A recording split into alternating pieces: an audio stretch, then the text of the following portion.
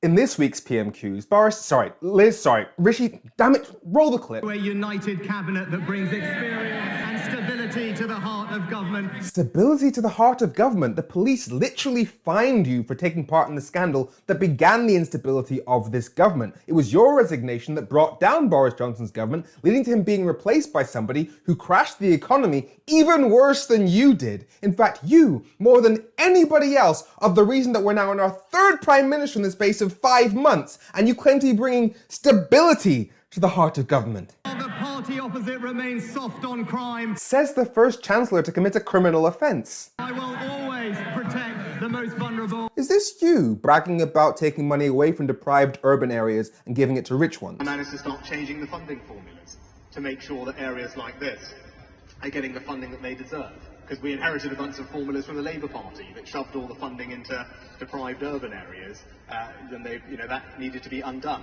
I started the work of undoing that. And his defence? There are deprived areas in our rural communities. Yeah, that defence doesn't work because you were speaking in Tunbridge Wells, and here's the level of child poverty in Tunbridge Wells compared to a random selection of urban areas in the Midlands and the North. And on broad economic policy, the party opposite, honourable gentleman, has finally realised that spending does need to be paid for. The party opposite was vomiting in horror as your party did a whole bunch of completely unfunded tax cuts which crashed the economy. And in response to Keir Starmer calling for an election, he talks about mandates, about votes, about elections. It's a bit rich coming from the person who tried to overturn the biggest democratic vote in our country's history. What Starmer did was campaign to give people a vote on a Brexit deal that your government has been trying to undo for the last 3 years. Meanwhile, you're sitting there with majority control over the UK Parliament, even though you were rejected by the members of your own party during the leadership elections. Your party's polls are in the toilet after only a minority voted for your party to begin with, and you refuse to let people vote to escape you.